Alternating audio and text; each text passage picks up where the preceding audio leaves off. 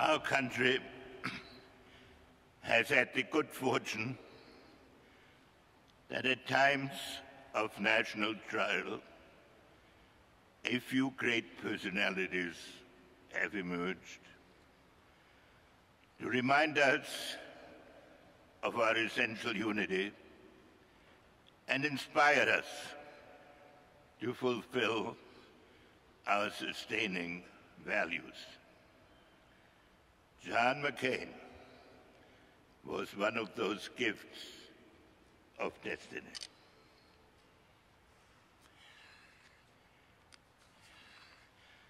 I met John for the first time in April 1973 at a White House reception for prisoners returned from captivity in Vietnam. He had been much on my mind during the negotiations to end the Vietnam War, partly also because his father, then Commander-in-Chief of the Pacific Command, when briefing the President, answered references to his son by saying only, "I pray for him." In the McCain family, national service was its own reward that did not allow for special treatment. I thought of that when his Vietnamese captors, during the final phase of negotiations, offered to release John so that he could return with me on the official plane that had brought me to Hanoi. Against all my instincts, I thanked him for the offer, but refused it. I wondered what John would say when we finally met. His greeting was both self-effacing and moving. "Thank you for saving my honor." He did not tell me then, or ever, that he had had an opportunity to be freed years earlier, but had refused, a decision for which he had to endure additional periods of isolation and hardship. Nor did he ever speak of his captivity again during the near half-century of close friendship. John's focus was on creating a better future.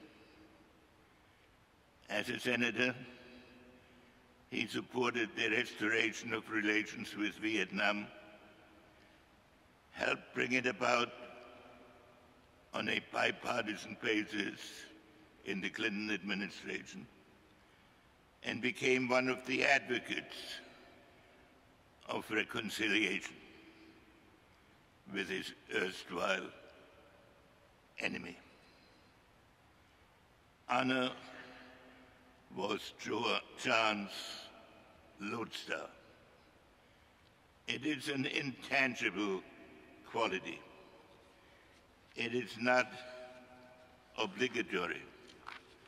It has no written code. It reflects an inward compulsion, free of self-interest. It fulfills a cause, not a personal ambition. It represents what a society lives for beyond the necessities of the moment. Law makes life possible. Honor ennobles it. For John, it was a way of life.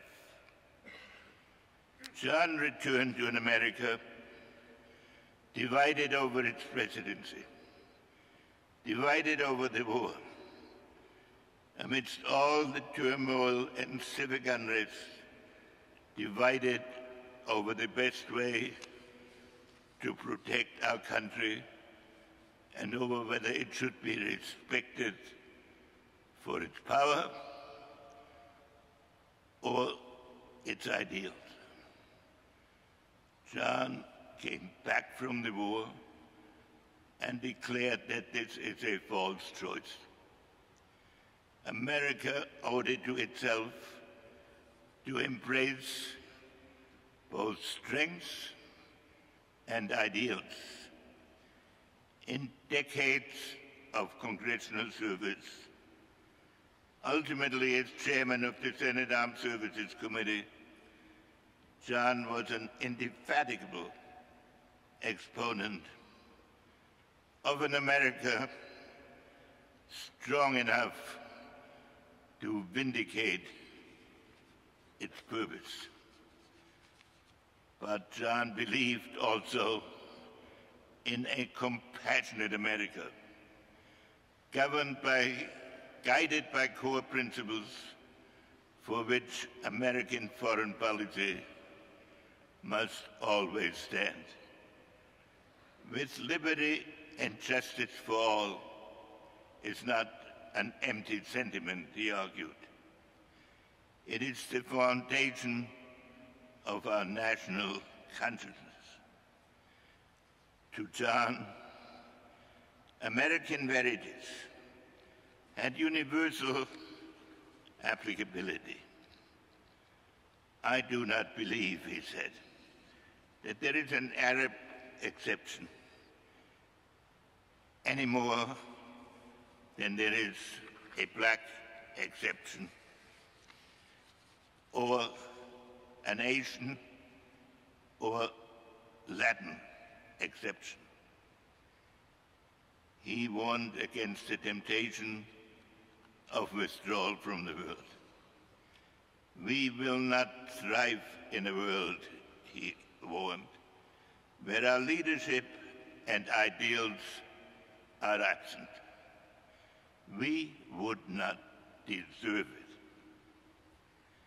In this manner, John McCain's name became synonymous with an America that reached out to oblige the powerful to be lawful and give hope to the oppressed.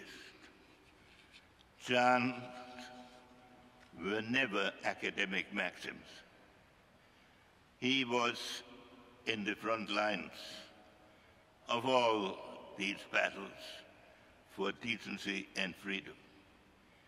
He was an engaged warrior, fighting for his causes with ebullience, with courage, and with humility to the limit of the feasible, and sometimes miraculously even beyond it. John was all about hope.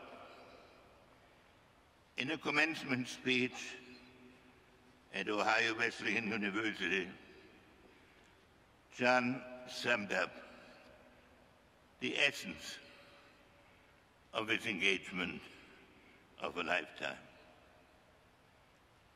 No one of us, if they have character, leaves behind a wasted life.